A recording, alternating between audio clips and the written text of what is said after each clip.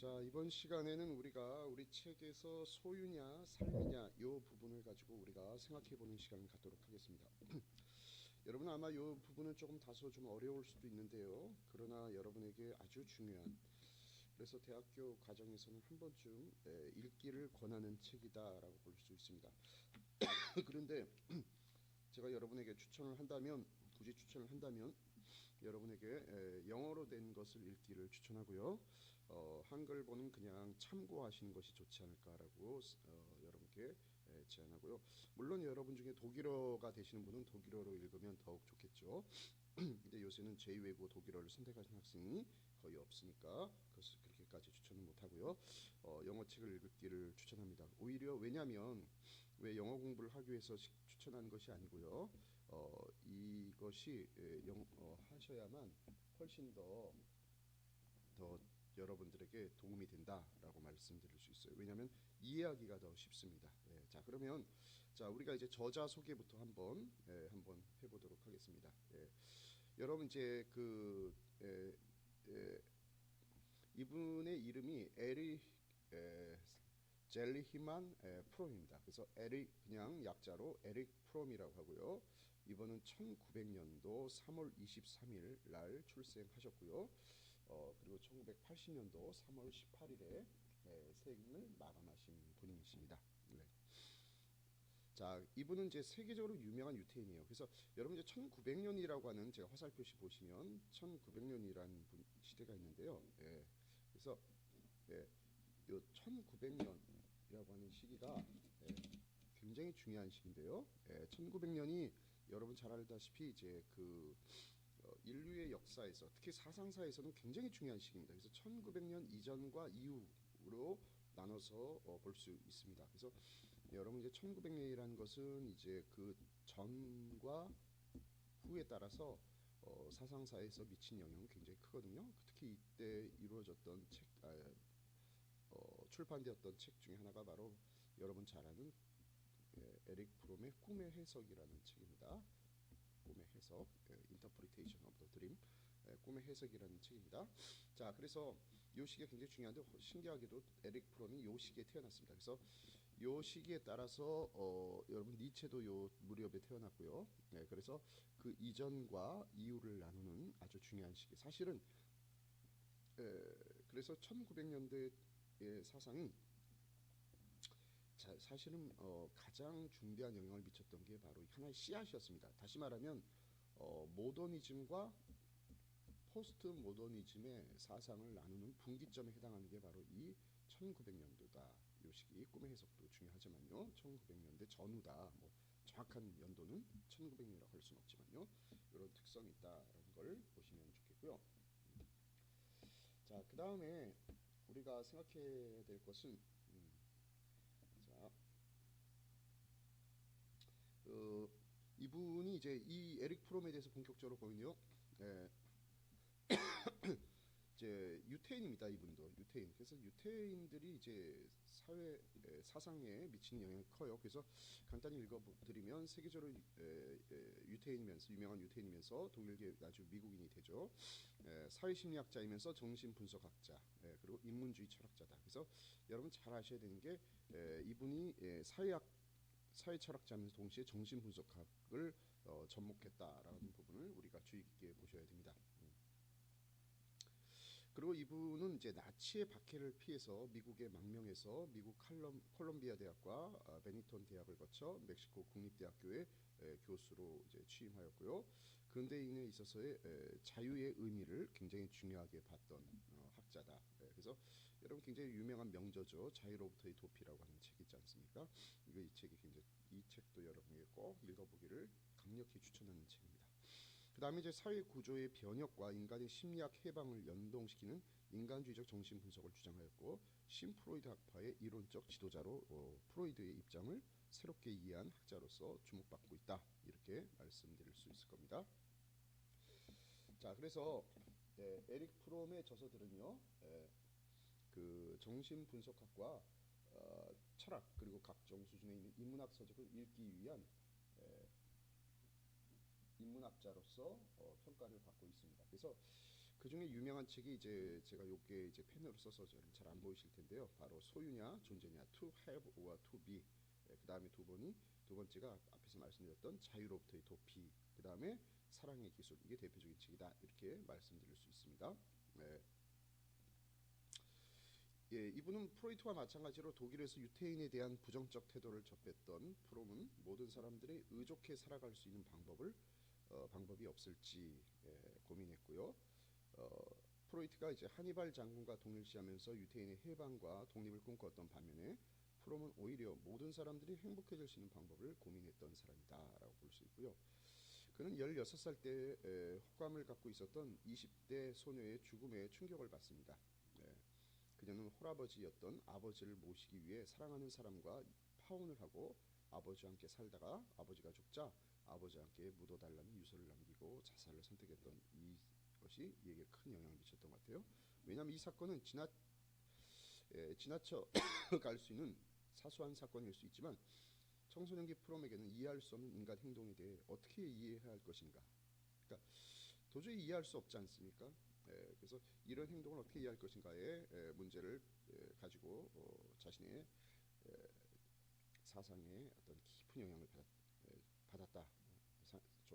사상에 깊은 영향이 끼쳤다. 이렇게 볼 수 있습니다. 그래서 광적인 1차 세계대전이 끝난 후 하이델베르크 대학에 입학하여 자신의 경험한 삶의 모순 등을 이해하고 해결하기 위해 철학, 심리학, 사회학 등 다양한 영역의 공부를 하고 있습니다. 그리고 그는 종교를 범신론적으로 재해석하고 정신분석, 마르크스주의, 실존주의, 불교 등 다양한 학문을 통합하여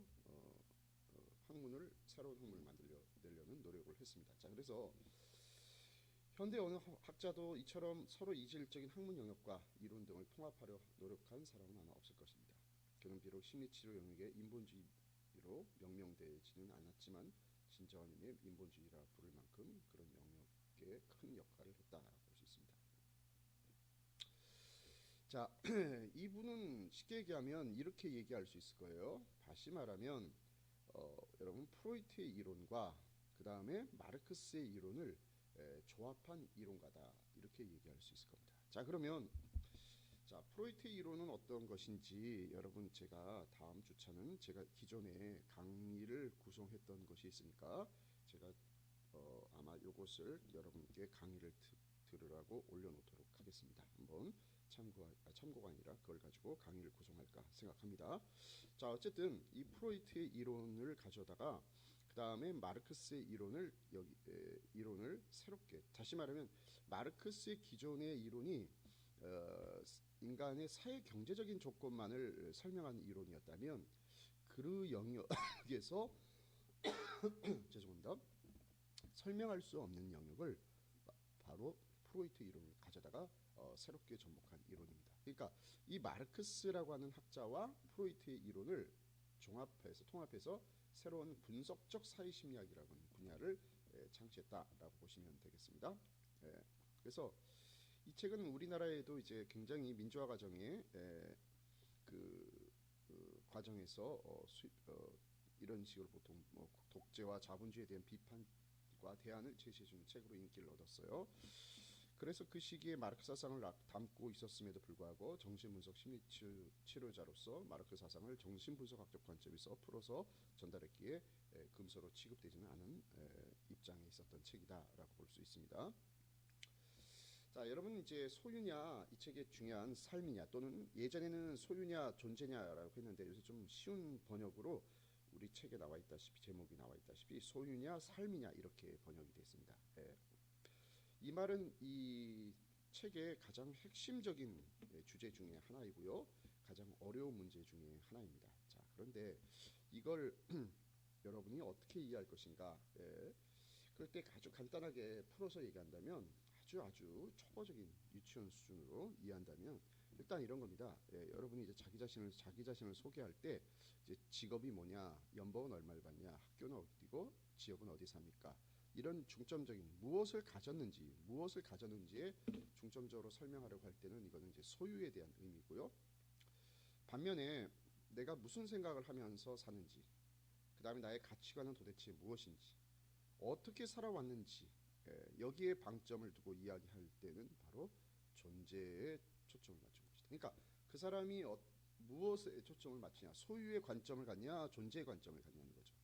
예를 들면 여러분도 이제 배우자를 선택하실 때 소유의 관점에 선택할 건지 존재의 관점에 선택할 건지 굉장히 중요한 문제죠. 그래서 저는 이제 우리 자녀들에게 그 점을 이제 굉장히 강조합니다. 그래서 소유를 가지고 선택하면 굉장히 판단 실수를 할 수가 있다. 왜?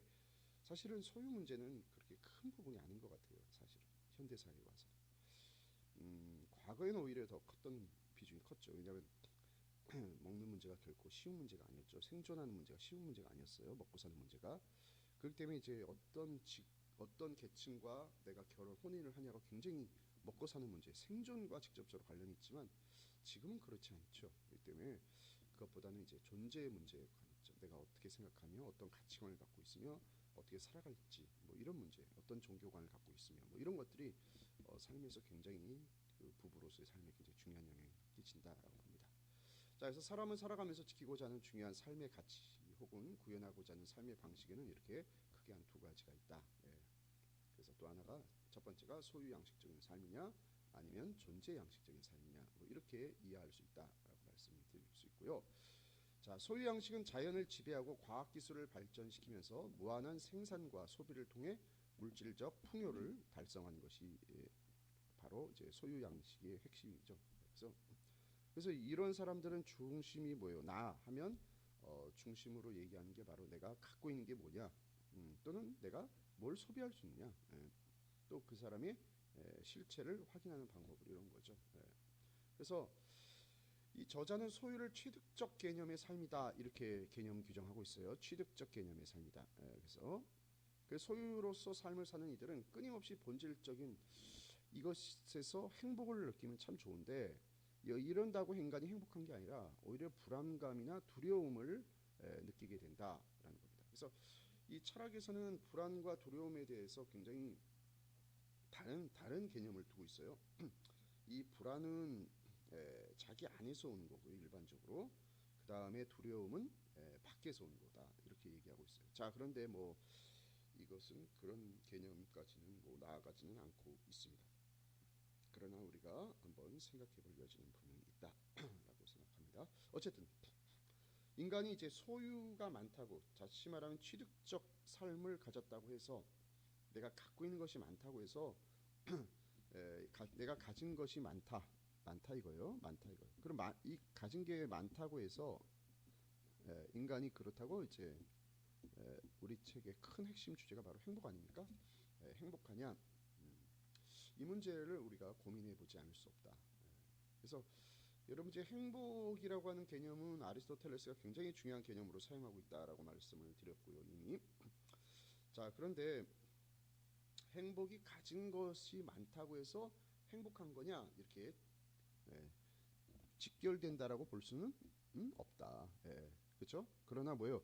행복을 이루는 하나의 요소는 될 수 있다. 그러니까 이것은 직결된다는 것은 뭐냐면 필연적으로 이것만으로, 그러니까 많은 것을 가졌다고 해서 행복한 건 아니고 충분 조건은 아니고 행복을 위한 하나의 필요한 조건이 될 수 있다. 말씀드렸다시피 우리가 아무것도 먹지 않았는데 행복하다라고 보는 것은 일반적인 사람들에게는 거의 불가능하겠죠. 성인 군자가 아닌 이상 거의 불가능하겠죠. 그렇죠? 그래서 필요한 요소는 될 수 있다. 그러나 많이 가졌다는 것이 반드시 행복과 연결된 건 아니다. 오히려 우리 여기서 중요하게 보는 것은 뭐냐면 오히려 많이 가졌는데 행복하고 상당히 가까워져야 될 것처럼 보이는데 인간의 본질적인 질문, 그러니까 이거 굉장히 중요한 문제인데요. 인간의 본질적인 감정이 뭐냐? 불안이라고 얘기하는 거예요. 또는 두려움, 공포, 이렇게 볼 수 있는 거죠. 여기 지금 본질적이라고 볼 수 있는 거죠. 이 문제를 해결할 수 있냐는 거죠. 어떻게 보면 이 문제는 실제적으로 인간의 본질적인 감정, 여러분 요게 좀 어려울 수도 있을 거예요, 처음 접하시는 분요. 그러나 여러분이 아마 실존 철학이라고 하는 분야를 조금이라도 한번 접해봤거나 공부해 보신 경험이 있는 학생들은요, 바로 인간이 가장 중요한 문제, 실존적인 문제에서 가장 중요한 문제가 뭐냐? 인간은 살아가면서 이 실존 철학에서 가장 중요한 문제가 뭐냐면 인간이 누구냐 이거예요. 그럴 때 가장 인간의 본질적인 요소를 설명을 한단 말입니다. 이 본질이라는 것도 철학에서 굉장히 중요한 개념인데요. 이 본질이라고 하는 것은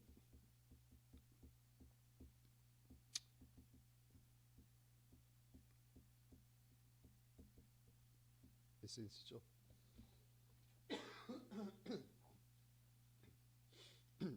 인간이 질은 뭐냐면 성질을 얘기해요. 질. 예. 성질은 성질인데 어떤 성질이요? 본래적으로 갖고 있는 성질. 본질적으로 갖고 있는 성질. 다시 얘기하면 또 반복적인 것 같죠? 영어로 에센스입니다. 에센스 또는 그리스어로 라틴어로 에센티아입니다. 그러니까 철학적인 용어로 정확하게 얘기하면 그것을 그것이게끔 하는 그 무엇 이런 겁니다. 자, 좀 어렵죠? 좀 쉽게 예시를 들어볼게요. 여러분 이제 만두집에 가서 찐빵도 팔죠. 뭐 만두를 샀다고 봅시다. 또는 찐빵을 샀어요. 그러면 만두가 만두이기 위해서 만두집에서 만두 5,000원어치만 주세요. 또는 10,000원어치만 주세요. 만두를 샀어요. 찐빵도 샀어요. 근데 만두를 사갖고 왔는데 집에서 이제 먹기 위해서 딱 열어봤단 말이에요. 맛있는 만두를 먹으려고. 근데 만두 속을 탁 만두를 아작하고 씹었는데 그 속에 밀가루만 있어요. 이 표피만 있다 이거예요. 밀가루 반죽만. 그 만두입니까 아닙니까? 아니죠. 아마 여러분 만두집에 가서 아마 환불을 요청하거나 불만을 표시할 겁니다. 그죠? 그러니까 만두를 만두이게끔 하기 위해서 뭐야? 본질적으로 있어야 되는 본질적으로 있어야 되는 성질이 뭡니까? 만두의 만두피입니다. 그죠? 만두피라고 그러는가요? 아닌가요? 만두 속이죠. 만두피가 아니라 만두 속. 그죠? 만두피는 껍데기. 그죠? 밀가루 반죽된 거고. 만두 속이. 찐빵을 샀으면 찐빵의 그 속에 팥이라는 앙꼬가 그 속에 있어야 되는 거죠. 그게 바로 뭐예요? 본질적인 겁니다. 다시 철학적인 용어로 설명해 볼게요. 본질이란 뭐라고 얘기했죠? 그것을 그것이게끔 하는 그 무엇. 좀 어렵지만 만두를 만두이게끔 하는 그 무엇. 그 무엇에 해당하는 게 뭐예요? 만두 속이고 팥이죠. 근데 그게 없다면 다시 말하면 그것이라는 뭐예요? 본질이 빠졌다면 만두가 될 수 없고 찐빵이 될 수 없는 거죠. 이런 부분이 본질입니다. 이해하시겠습니까? 근데 만두를 사갖고 왔는데 거기에 돼지고기로 안 하고 소고기로 만들었다. 또는 소고기로 안 하고 돼지고기로 했단 말이에요. 아니면 거기에 그 만두 속에 여러 가지 것이죠. 뭐 고기도 넣고 뭐 두부도 넣고 뭐 숙주도 넣고 뭐 넣을 거 아닙니까? 잘 모르지만 그 중에 하나인 고기가 아니 뭐 부추가 숙주가 빠지고 부추가 들어갔다. 이럴 땐 만두 아닙니다 하고 바꿔달라고 합니까? 그 집의 특징이다라고 보는 거죠. 그러면서 내 취향에는 내 입맛에는 맞네 안 맞네 정도지 만두가 아니라고 보진 않죠. 그러니까 거기서 예를 들면 숙주 대신에 부추가 만두 속에 부추가 들어갔을 때 그 부추에 해당하는 건 본질이 아니죠. 그렇죠. 그러니까 만두를 만두이게끔 하는 그 무엇에 해당하는 것 부추는 들어가지 않아요. 이해되죠? 부추는 그 본질이 아니라는 거죠. 이해되십니까? 이게 본질이에요. 자, 그러면 인간에 대해서도 한번 생각을 해보시면 자, 제가 너무나 길게 하면 안 될 것 같은데요. 2시간이라고 하는 짧은 시간 50에서 우리가 영상은 50분 안에 내외로 만들라고 이제 공고안이 왔기 때문에 제가 여러분 너무 길면 힘드시니까 어쨌든 중요한 요소는 제가 조금 길게 하겠습니다. 나머지는 여러분이 책들을 읽어가면 쉬워요. 왜냐하면 소유냐 삶이냐 또는 소유냐 존재냐를 설명하는 굉장히 중요한 요소이기 때문에 그렇습니다. 자, 인간의 본질 이제 이해되시죠? 인간의 본질. 그 중에서 여러분 이런 말 처음 들어봤죠? 인간의 본질적인 요소가 뭐냐? 굉장히 어려운 문제예요. 일반적으로 예를 들면 이런 거죠. 기존의 서양에서는 특히 아리스토텔레스가 뭐라고 얘기했냐면 인간을 본질을 감정에 두지 않고 이성에 뒀습니다. 그래서 인간을 인간이게끔 하는 그 무엇, 다시 말하면 그것을 그것이게끔 하는 그 무엇, 다시 말하면 인간에게 설명할 때요. 자, 인간에게 설명해 보겠습니다. 인간을 인간이게끔 하는 그 무엇. 그럴 때 뭔가 인간을 인간이게끔 하는 그 무엇, 그 무엇만 찾아내면 돼요. 그럴 때 항상 누구와 대비해서 잘 설명합니다. 차별성을. 그럴 때 인간은 어떻다라고 얘기하면서 인간의 존엄성을 얘기합니다. 이해되십니까? 그때 대표적으로 뭘 얘기합니까? 그렇죠. 아리스토텔레스는 동물을 가지고 설명을 했어요. 그래서 인간도 동물과 유사한데 인간은 뭔가 다르단 말이에요. 그러면 인간을 인간이게끔 한 그 무엇, 그게 뭐예요? 인간을 인간이게끔 한 그 무엇이라는 것, 인간을 동물과 다른 그 무엇이 뭐냐 이거예요. 그럴 때 아리스토텔레스는 이성이다 이렇게 봤어요.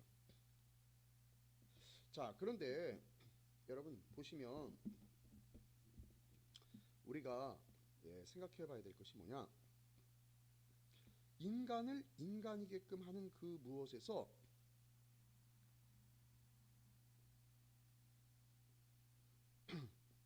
여러분 인간을 인간이게끔 하는 그 무엇에서 여러분 굉장히 중요한 요소가 바로 이성이라고 했는데, 그러면서 인간의 이성을 굉장히 강조했어요.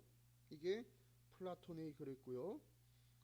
이제 철학사를 조금 설명을 할 수밖에 없는데 죄송합니다.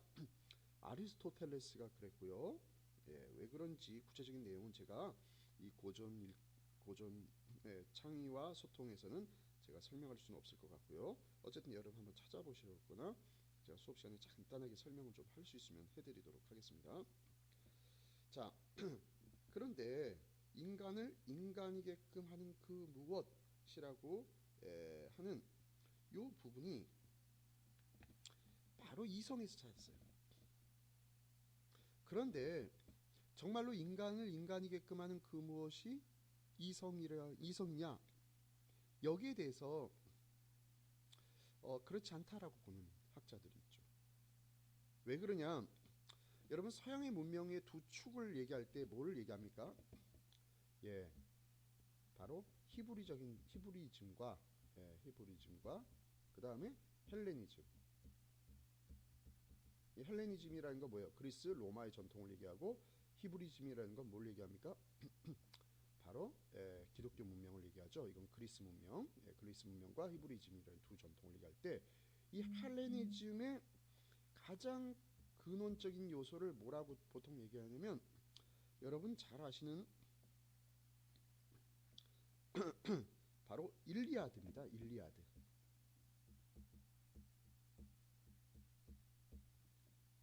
이 일리아드가 여러분 호메로스가 썼던 작품이 두 개가 있죠. 일리아스와 오디세이, 그렇죠?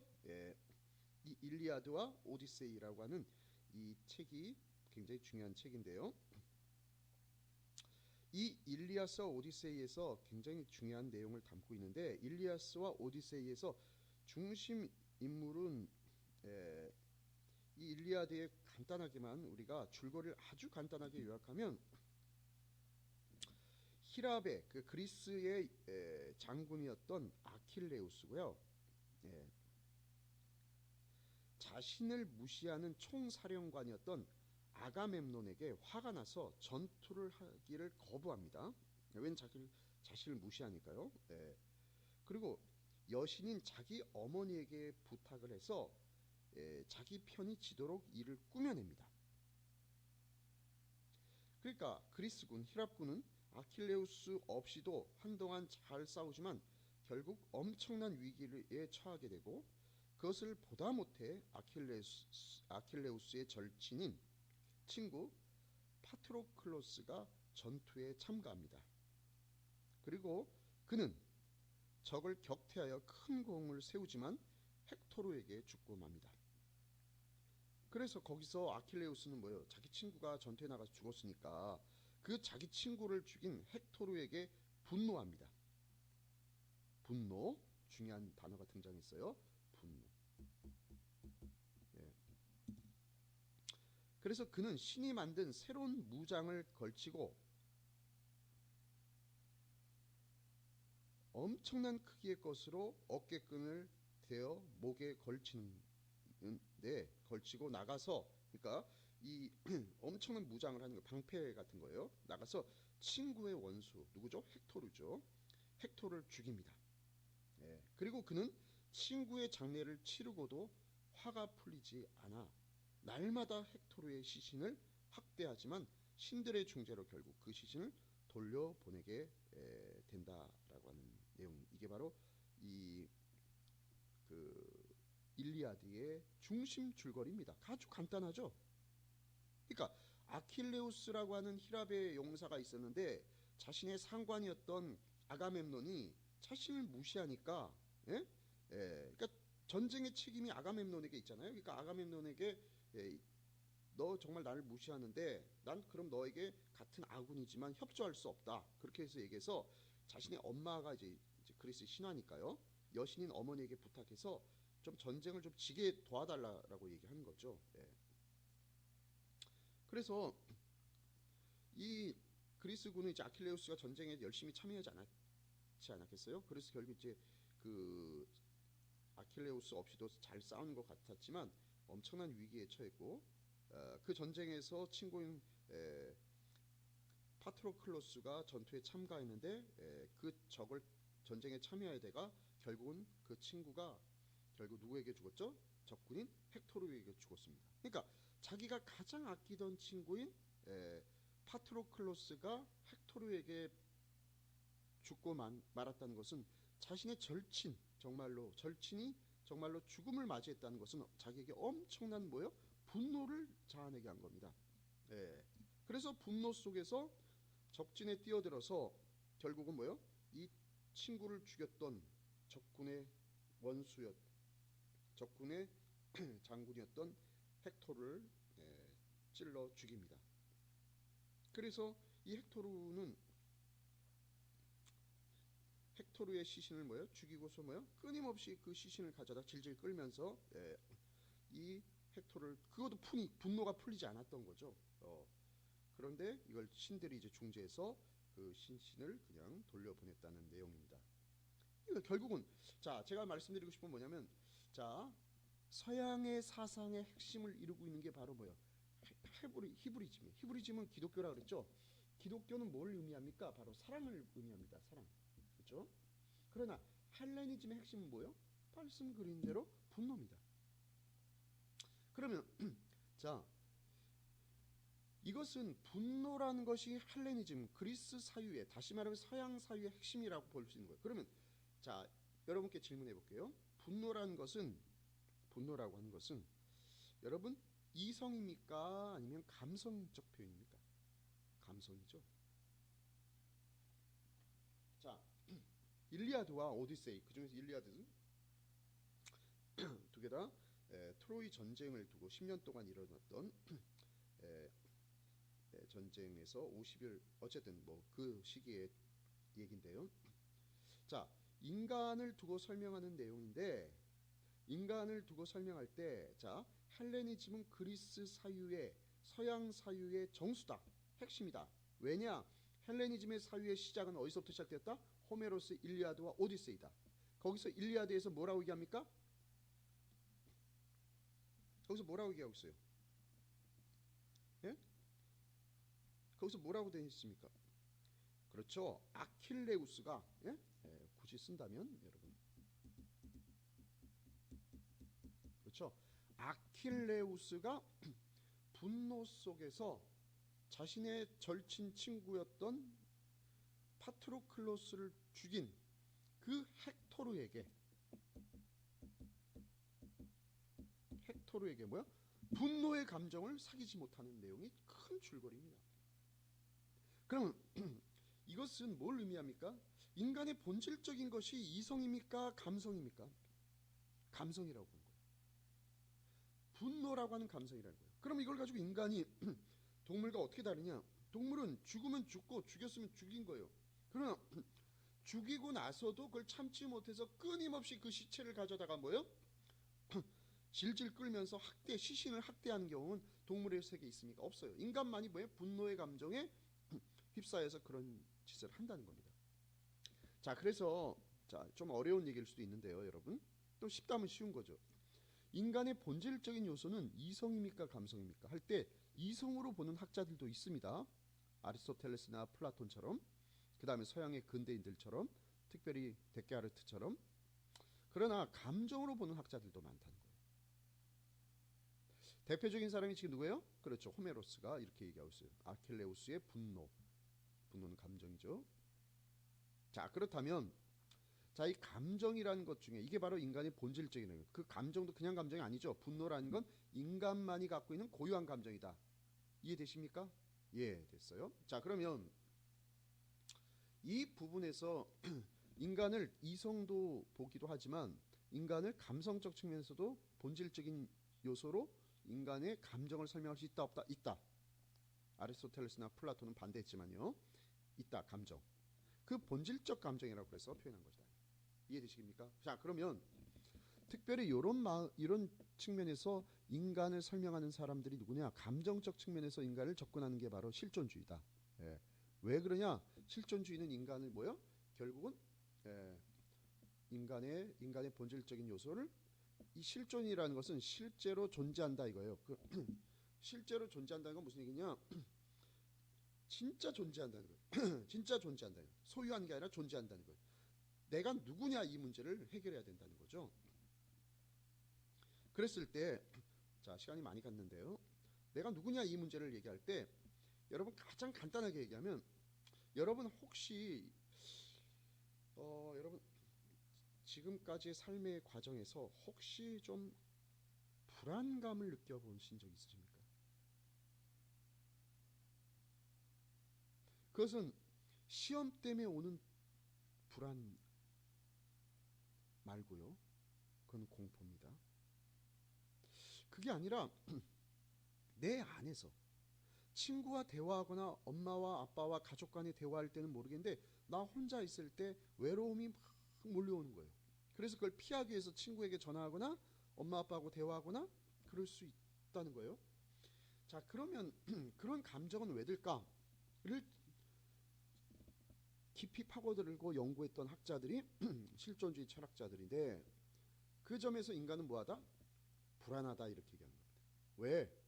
가장 대표적인 실존주의 철학자는 여러분 키에르케고르입니다.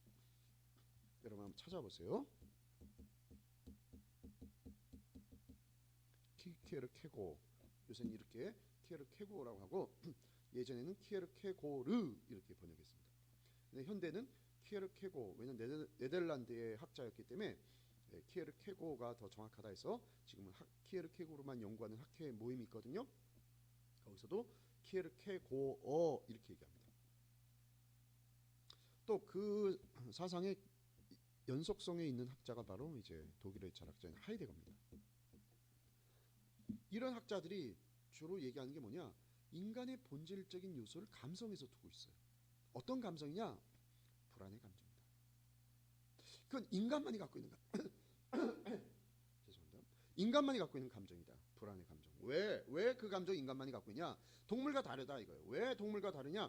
인간은 어떤 측면이냐? 하이데거 측면에서 얘기하면 인간은 자신의 키에르케고는 뭐라고 얘기하냐면 한계 상황이 온다.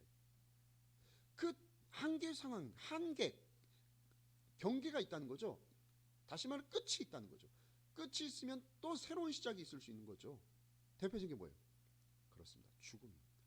이게 한계상. 죽음 앞에 있으면 인간은 뭐한다? 불안해요. 여러분 20대 젊으신 여러분들이 들으실 때 죽음은 너무나 멀게 느껴지기 때문에 무슨 말인지 모를 수 있어요. 그러나 주변에 그런 학생들이 있어요. 발표를 하면 여러분과 같이 직접 만나서 발표하고 하는 게 굉장히 중요한데 안타깝습니다만 친구의 죽음을 보는 경우가 있어요. 젊은 시절에 나하고 너무나 친했던, 그냥 우리 학급의 한 구성원이 아니라 저하고 너무나 친했던 한 친구의 죽음, 또는 가족의 죽음. 이것은 우리에게 뭐예요? 엄청난 경험이거든요.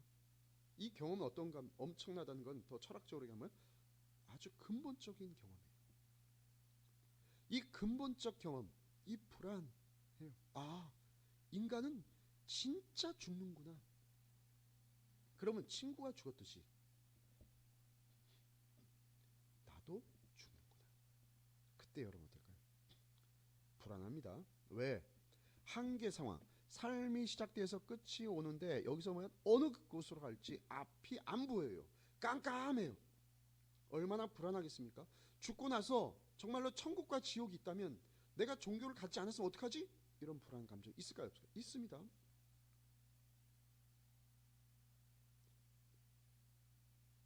그러니 이 불안의 감정이 인간이 갖고 있는 근본적인 질문이에요. 자, 그러면 죽음 앞에서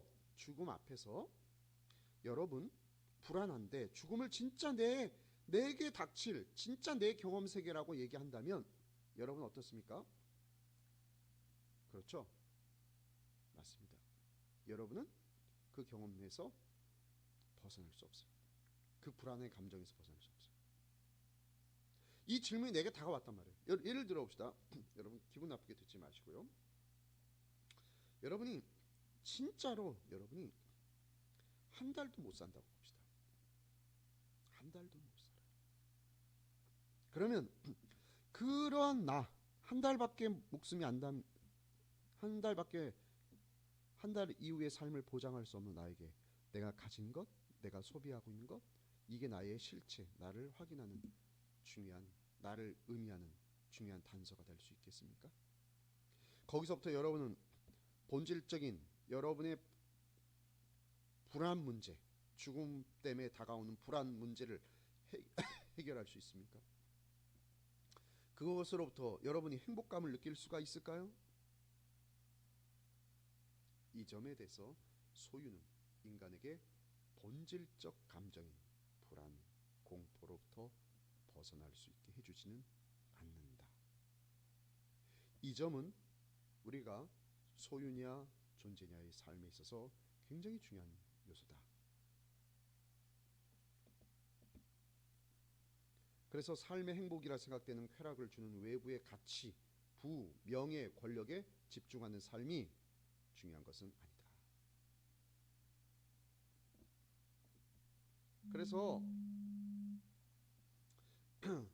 그래서 존재의 행복은 욕구 충족이 아니라는 겁니다. 그래서 이때 뭘 해야 됩니까? 여러분이 그렇죠. 바로 뭐요? 여러분 자신에 집중해야 됩니다. 그래서 살아있다는 것, 존재한다는 것, 이게 도대체 무엇인지 여러분이 고민하고 그것에 대해서 생각하고, 그렇다면 이제 어떻게 존재해야 할 건지, 어떻게 살아가야 될지를 여러분이 나름의 방향성을 제시해야 하는 겁니다. 이 점이 우리가 보는 실존주의 철학에서 보는 거고요. 자, 이 부분이 나 스스로의 조체로서 살고 삶의 목적을 깨달아 행동하면서 부와 권력, 지식을 소유하고 있지 않아도 자신의 존재로서 있는 그대로의 삶을 사는 게 이게 바로 진짜 존재입니다. 앞에서 보셨다시피 삶의 행복이라 생각하는 쾌락을 주는 외적인 가치, 부라든지 명예라든지 권력, 이것은 여러분 의미 없어요. 여러분 정치가들을 보면 얼마나 권력의 맛에 아주 그냥 심취해 있습니까? 근데 그들에게도 곧 죽는다는 생각을 하면 그것은 덧없는 거죠. 이런 부분들을 우리가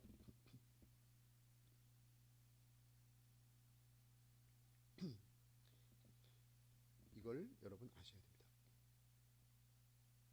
그래서 에릭 프롬은 이렇게 얘기합니다. 행복은 욕구 충족이 아니라 자신의 존재를 확인하는 것에서부터 시작된다.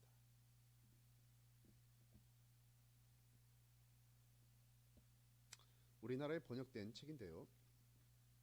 이 책은 소유 양식으로서의 삶과 존재 양식으로서의 삶의 특징과 차이를 설명하고 있습니다. 소유 양식적 삶은 물질적 가치를 소유하는, 즉 욕망의 충족을 우선하는 방식이고요. 자연을 지배하고 과학기술을 발전시키며 무한한 생산과 소비를 통해 물질적 풍요를 달성하는 것이 소유적 삶의 목표입니다. 일명 앞에서 말씀드렸다시피 취득적 개념이라 주장하고 있습니다. 이에 비해 존재 양식적 삶은 더 그것보다 근원적으로 중요한 것, 사랑이 무엇인지를 아는 것, 진정한 사랑이죠. 여기서 우리가 남녀간의 사랑, 에로스가 아닙니다. 그걸 넘어서는 거죠. 진정한 자유가 무엇인지,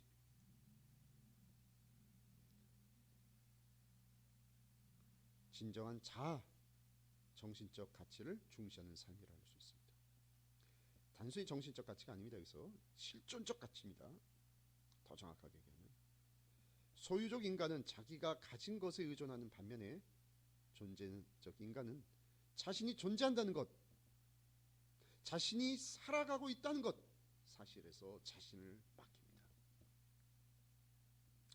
그래서 여러분, 제가 매스컴에 대해서 제가 한마디만 조금 한다면, 주제 넘게 한마디만 한다면, 우리나라의 지금 매스컴에 특별히 그 많은 방송의 중심 테마가 소유적 인간을 더 강화하고 있습니다. 거기에 굉장히 초점을 맞춰서 방송이 이루어지고 있어요. 먹방이죠. 즐거운 여행이죠. 그 이외의 스토리가 있습니까? 제가 볼 때 방송 지금 콘텐츠의 굉장한, 제가 볼 때 굉장히 제한적 한계다. 예. 물론 방송을 만드는 사람 입장에서는 충분히 이해합니다. 왜? 소비자가 그걸 좋아하니까요. 그러나 그건 악순환입니다. 사실 왜 소비자들이 그걸 좋아합니까? 그거밖에 방송이 없으니까 그것만 보는 거죠. 그거밖에 재밌게 만드는 구성력이 없으니까 그쪽에 방송이 쏠리는 겁니다. 그러나 어떤 특별한 제작자가 나타나면 그렇지 않은 것으로 우리의 관심사를 얼마든지 돌릴 수 있어요, 여러분. 단순히 소비자가, 시청자가 그걸 원한다고 시청자만 탓할 필요는 없습니다. 한편엔 직업 윤리 의식을 가져야 됩니다. 그들은 우리에게 소유적 인간의 삶에 매몰되지 않고 존재적 인간으로 향하도록 방송인의 어떤 윤리 의식을 가질 필요가 있습니다. 우린 이 점에서 다시금 생각해 봐야 되는 중요한 문제를 갖게 됩니다. 그래서 소유냐 존재냐 일부는 소유와 존재의 차이에 대해서 이해해서는 소유와 존재에 대한 개념적 지식을 전달합니다. 그렇죠? 그래서 일상생활에서 드러나는 소유와 존재의 삶의 양식을 알려주기도 합니다.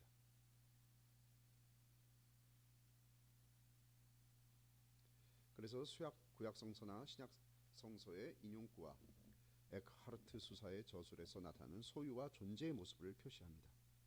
그래서 에릭 프롬은 석가모니와 예수 등 인류의 위대한 스승들이 존재적 삶을 목표로 했다고 하면서 언어 관습의 변화를 제시하고 존재보다는 소유가 강한 영향력을 떨치는 현실을 입증합니다. 그렇죠? 우리 방송계가 그렇다고 말씀드렸듯이요. 뭐 이것은 우리나라만 한정되진 않죠. 그런데 우리나라가 특별히 유독 심합니다. 아주 심해요. 아주 심해요. 아주 심합니다. 그래서 우리나라처럼 방송의 미디어의 영향을 많이 받는 나라가 특별히 없습니다. 미디어란 뜻은 여러분 뭐 여기서 설명하진 않겠어요. 자, 근데 어쨌든 특히 우리가 할 때 매스 미디어를 얘기하는 거죠. 미디어는 여러 가지가 있어요. 뭐 그건 또 시간이 걸리고 또 다른 얘기로 되니까 그건 다음번에 기회가 되면 한번 미디어의 의미를 설명해 드리겠습니다. 어쨌든 다양한 언어학적 연구에 기대면서 인류의 언어는 간접적으로 소유를 표현한 것에서 사유재산을 그러니까 인류의 언어는 뭘 굉장히 강조하냐면 소유를 굉장히 강조하는 모습으로 띄고 있다는 거죠. 그래서 사유재산을 인정하는 사회에 이르러 직접적으로 소유를 표현한 형태로 변했을 것이라고 추측하고 있습니다. 이 부분은 사실은 조금 에릭 프롬의 한계예요. 사실은 저는 제가 우리 책의 구성에서는 여러분 애덤 스미스의 약불원에 대한 얘기가 없어요. 예, 그 중에 굳이 있다면 레미제라블에서 제가 좀 설명을 해드릴 수 있는데, 자 어쨌든 우리가 이 모습을 잘 이해하셔야 돼요. 네, 그러니까 사유재산제가 언제부터 시작됐냐, 요 문제입니다.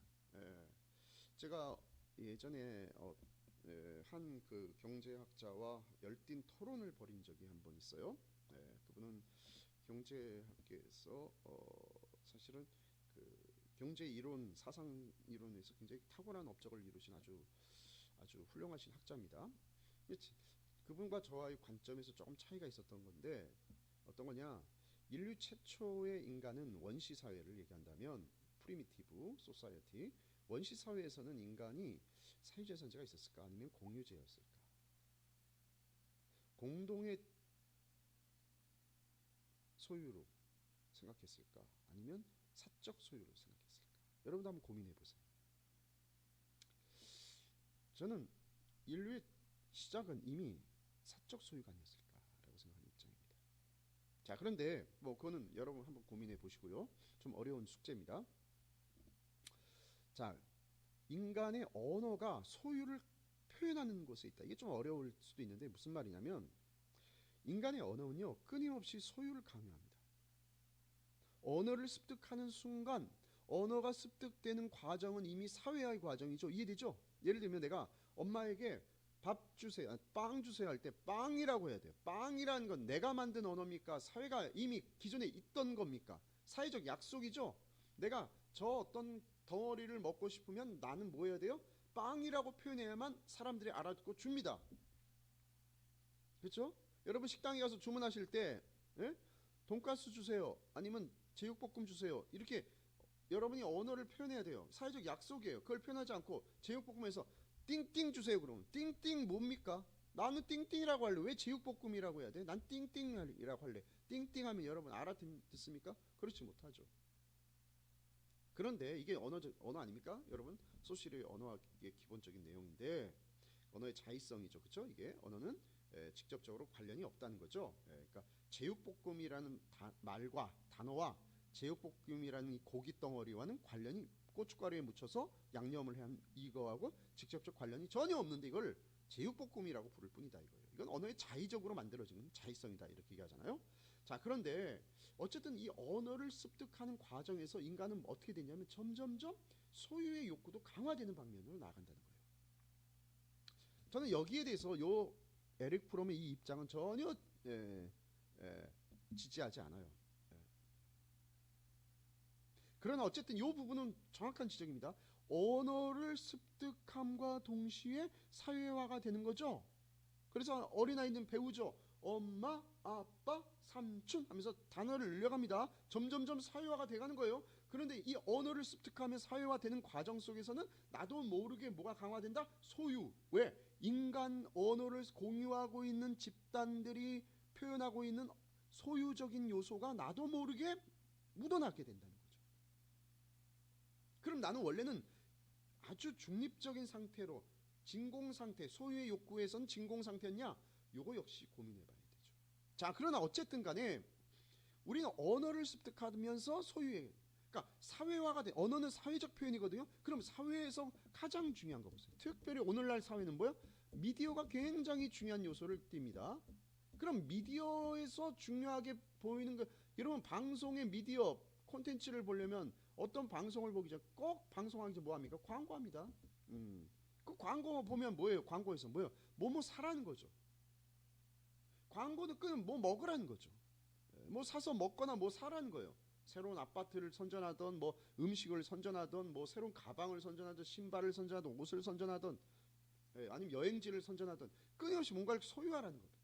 그러니까 나도 모르게 사회화된데, 사회화 과정에서 미디어의 역할이 굉장히 중요해진 사회에선 더더욱 광고에서 영향을 많이 받고, 광고는 특별히 뭘 강조하냐면, 제가 이거 나중에 시간 되면 좀 설명해 드리고 싶은데, 광고는 가장 강조하는 게 무의식에 호소하는 겁니다. 무의식에 호소하는 거예요. 여러분의 정신세계, 또렷한 의식의 상태에 여러분에게 진입하도록 이끄는 게 아니라 무의식에 치는 거예요. 무의식을 친다는 표현은 뭐냐? 무의식을 스며들게 하는 거예요. 이 부분에서 여러분이 프로이드를 아셔야 됩니다. 그래서 광고는 끊임없이 소유를 강조합니다. 그렇죠? 예. 이 점을 우리가 이해하시면. 자, 그 다음에 여기서 또 이제 존재의 삶도 하는데, 어쨌든 2부에서는 두 실존의 근본적 차이에 대한 분석에서는요, 1부에서 다뤘던 개인 차원의 소유와 존재의 문제를 사회 차원으로 확대하여 그러므로서 소유적 실존 양식과 존재적 실존 양식의 차이점을 보다 구체적으로 합니다. 예. 그래서 이런 문제를 얘기하는데요. 자, 시간이 많이 지나가고 있어요. 그래서 소유적 실존 양식을 가지고 있는 사람은 삶과 죽음이라는 자연의 섭리를 망각해요. 그렇죠? 예. 망각하고 온갖 두려움에 휩싸여 있어요. 하지만 존재적 실존 양식을 가지고 있는 사람은 삶을 소유물로 생각하지 않기 때문에 죽음을 두려워하지 않는다라고 보는 거예요. 왜? 존재적 삶은 뭐예요? 이 문제를 나름대로 해석하고 내가 죽는구나. 이 죽음 앞에서, 이 자연의 섭리 앞에서, 그죠? 이 자연의 섭리 앞에서 나름의 해결책을 나름으로 받아내는 거죠. 받아낸다는 표현을 여러분 수동태입니다. 예, 피동이에요. 예, 그래서 그러니까 내 스스로는 해답이 찾지 않아요, 사실은. 예. 그래서 소유적인 사람은 과거, 미래에 집착하지만 존재적인 사람은 뭐에 집착하냐? 바로 지금 여기에 강조점을 둔다는 겁니다. 자, 그래서 제3부에서는 새로운 인간과 새로운 사회에서는 존재적 삶의 양식을 실현하는 단초를 모색하는데, 존재적 실존 양식을 가진 새로운 인간의 존재 조건과 새로운 사회 특성을 다루고 있다 이겁니다. 한번 읽어볼게요. 건전하고 이성적인 소비를 목적으로 하는 생산이 이루어져야 한다. 정부는 건전한 소비가 이루어질 수 있도록 국민을 교육해야 하고 기업을 견제해야 한다. 이게 바로 에릭 프롬의 입장입니다. 뭐예요? 자, 정부는 기업을 견제해야 된다라고 보는 거예요. 이 점에 대해서는 여러분 어떻게 생각하십니까? 예. 여러분 이게 바로 경제학적 관점을 여러분 또한 가지셔야 됩니다. 예. 제가 시간이 이제 많이 지났기 때문에 이 얘기는 제가 다음 기회에 한번 시간이 되면 질문 한번 고민해 보도록 하겠습니다. 정부는 건전한 소비가 이루어질 수 있도록 하고 국민을 교육하고 기업을 견제해야 된다. 이거 굉장히 뭡니까? 누구의 입장입니까? 마르크스적 입장입니다. 그렇죠? 네. 마르크스 입장에서 나오기 때문에 당연히 뭘 강조합니까? 기업보다는 정부를 강조하죠. 예. 기업이라고 하는 것은 좀 시간이 이게 자본주의의 대표적인 시작은 기업이 등장한 겁니다. 기업은 뭐냐? 예를 들어봅시다. 기업이라고 하는 건 혼자서 일을 다 할 수 없어요. 그렇죠? 예를 들면 자, 자본주의 시작은 언제입니까? 영국에서 산업혁명이 났으니까 18세기. 18세기에서 산업혁명이 뭐죠? 사람이 손으로 하던 것을 뭘로 합니까? 기계가 합니다. 그럼 기계가 가격이 비쌀까요? 쌀까요? 비싸죠? 그럼 어떻게 합니까? 혼자서 살 수 없을 수 있겠죠? 그럼 어떻게 합니까? 사람들이 모여서 무리지어서 돈을 모아서 그 비싼 기계를 사야 됩니다. 그럼 비싼 기계를 사려면 어떻게 해야 돼요? 돈이 모여져야 돼요. 그 모여져서 그 돈을 자본을 그 돈을 한데 모아서 그 조직에게 맡기는 겁니다. 그게 바로 뭐예요? 법인이라고 하는 겁니다. 법인. 사람이죠. 사람이 아닌데 법적으로 사람처럼 취급하는 게 법인이에요. 그래서 재단법인, 사단법인. 그 법인의 대표적인 게 기업입니다. 이해되시죠? 그러면 기업은 그 돈을 모아진 돈을 가져다가 뭐 하는 겁니까? 기계를 사서 뭐야? 이익을 창출해서 나중에 경영인들에게 또는 그 주주에게 뭐야? 그것을 나눠주는 겁니다. 이해되십니까? 그래서 이 모여진 돈에 있으니까 뭐야? 그때 돈을 많이 투자한 사람을 자본가라고 그러고 그렇지 못한 사람을 노동자라고 보는 겁니다. 이해되시죠? 자본가와 노동자가 구별이 되는 겁니다. 자, 어쨌든 이게 자본주의인데, 자, 이 에릭 프롬이 제가 가장 불만을 갖고 있는 부분이 뭐냐면 정부가 국민을 교육시켜야 된다는 거예요. 이게 바로 뭡니까? 굉장히 위험한 발상입니다. 여러분, 국민은 정부의 교육을 받아야 될 대상이 아닙니다. 정부는 뭐예요? 정부는 뭡니까? 여러분, 이건 사회 철학적인 맥락을 아셔야 되는데, 정부는 뭐예요? 국민들이 원하는 욕구를 정부에게 의탁한 겁니다. 그럼 정부는 뭐예요? 대리 국민들의 의사를 반영해 주는 거지, 정부가 국민을 교육시켜서는 되지 않는다고 보는 게 근대 자유민주주의의 기본 특성입니다. 여러분, 민주주의의 이게 바로 가장 중심적으로 얘기한 게 바로 존 로크라고 한 사람이 통치론에서 가버먼트 통치론에서 굉장히 강조하는 부분입니다. 그 기업을 견제해서는 안 돼요. 뭐예요? 기업을 인정해 주는 것이 바로 자유민주주의와 자본주의에 대한 인정입니다. 시장 경제에 대한 인정입니다. 이게 만약에 견제된다. 이게 바로 뭐예요? 국민을 교육시키고 기업을 견제한다. 이게 바로 뭐예요? 이게 공산주의죠. 그 공산주의 맥락을 만들어낸 게 누굽니까? 마르크스입니다, 여러분. 그래서 여러분 이 공산주의적 맥락에서 마르크스의 입장을 옹호하면 여러분 공산주의자가 되는 겁니다. 그래서 국민은 여러분 한번 질문하겠습니다. 국민은 정부로부터 교육을 받고 지시를 받아야 될 대상이다. 그리고 기업은 이익을 창출하려고 하는 기업은 있어서는 안 된다라고 보면 여러분은 공산주의자입니다. 그렇지 않고 뭐다? 정부는 뭐냐? 국민들의 뜻을 그래서 뜻이 다양하겠죠. 그 중에 하나의 그래서 뜻이 다양하니까 그 뜻을 한데 모을 수 있는 그래서 모아서 다 모든 의견을 다 존중해야 되지만 소수 의견까지 존중해야 되지만 그래도 하나의 의견을 반영해서 법을 만들어야 되니까 그걸 반영하기 위해서 뭐야? 다수결의 원리를 따를 수밖에 없다. 그게 그래서 정부는 다수결의 원리를 표현하기 위해서 그들의 의사를 반영을 해서 법을 만들고 그들의 법에 맞게끔 입법 그래서 법을 만들고 그걸 집행하는 행정부가 있고 그렇죠? 그 잘못된 일이 발생할 때 사법부에서 그것을 재판해 주는 거죠. 이게 기본적인 노선인데 이것을 만약에 비판한 이게 바로 민주주의의 원리죠. 민주주의. 그렇지 않다. 국민은 교육시켜야 될 대상이고 기업은 뭐 있어서는 안 된다라고. 이게 공산주의죠. 왜? 자본주의 기업을 견제해야 된다가 뭐야? 한 기업이 이익을 창출하면 안 된다고 보는 거죠. 자, 그럼 왜 그러냐? 여러분, 요 측면은 우리가 마르크스의 자본론도 중요하지만 애덤 스미스의 국부론을 잘 이해해야만 여러분 이 에릭 프롬이 갖고 있는 한계, 이 문제점을 우리가 이해할 수 있습니다. 요 앞에 부분까지 굉장히 놀라운 통찰력이지만 요 부분은 우리가 주의 깊게 봐야 돼요. 왜냐? 여러분 공산주의는 어떻게 됐어요? 인류사에서 완전히 실패한 세계관, 이데올로기가 됐죠. 이 점을 우리가 생각을 해보셔야 된다. 자, 그래서 이 정도로까지 보시고요. 우리가 시간이 없기 때문에 147페이지에서 우리가 생각해 볼 수 있는 거 조금만 한번 보도록 하겠습니다. 자, 소유와 존재에 대한 시각은 여러분이 이제 보시면 제가 설명을 했기 때문에 알 수 있을 겁니다. 그래서 이 내용은 특별히 이제 여러분이 자, 그래서 147페이지 보면 소유와 존재에 대한 시적 표현에서 영국 시인 테니슨의 작품이 나오고요. 그 다음에 마쇼의 하이쿠를 번역하면 다음과 같다 해서 작품이 나오고요. 그 다음에 이제 넘겨보시고 150페이지에 일상적 경험에서 소유와 존재에서 학습은 소유가 아니라 존재다. 그렇죠? 여러분 공부하면 어떻게 돼요? 사고의 과정이 바뀌는 거죠. 어떤 지식이 아닙니다. 학습이라는 건. 그러니까 교육받는다는 건 여러분이 뭘 새로운 지식을 집어넣는 게 중요한 게 아니라 사고 과정에 자극을 주는 거예요.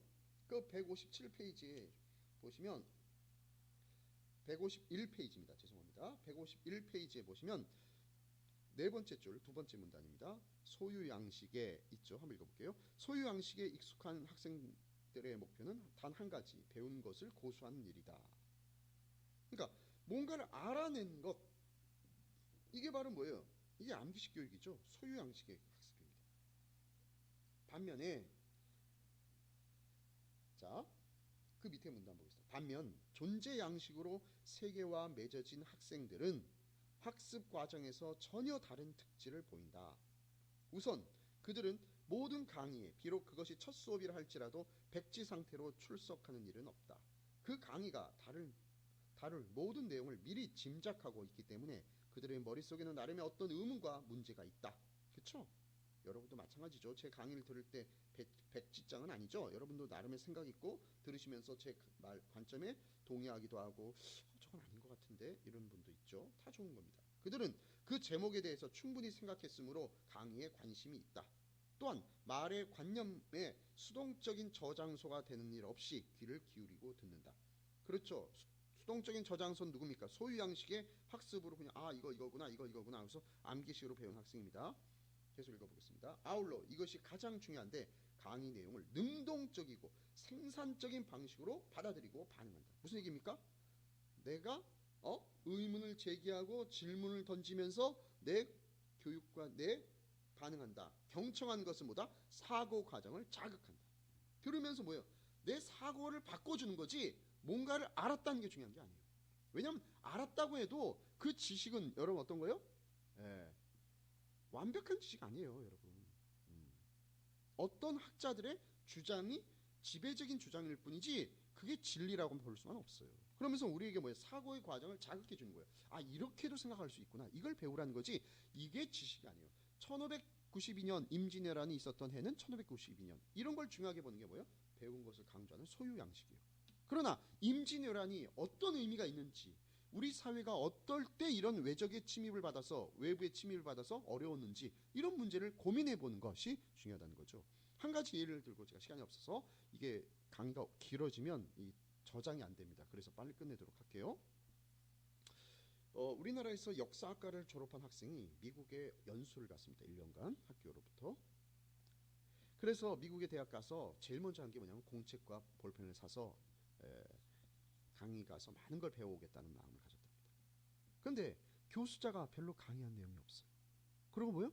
발표와 질문과 해답과 거기에 대해서 교수가 약간의 코멘트가 계속 이루어진 겁니다. 그러면서 학생에게 질문한 게 뭐냐면 넌 한국에서는 역사학과 학생이니까 한국 전쟁이 너에게는 어떤 의미가 있냐는 거예요. 한국 전쟁이 언제 발생했으며 어떤 그 역사적 맥락을 갖고 있냐가 아니라 너에게 어떤 의미가 있냐는 거예요. 생각해 본 적이 없었다는 거예요. 그 학생이 굉장히 큰 자극을 받고 굉장히 많은 걸 생각했다라고 하는 걸 제가 한번 들은 적이 있습니다. 자, 그러니까 여러분 이런 관점에서 여러분 생각하시면 좋겠습니다. 자, 나머지 내용은 제가 시간상 여러분 읽어보시면서 찾아보시면 되겠습니다. 꼭 이 책을 읽어보시기를 추천드립니다. 그러면서 비판적 읽기를 하셔야 됩니다. 제가 비판적으로 강의했듯이요. 감사합니다.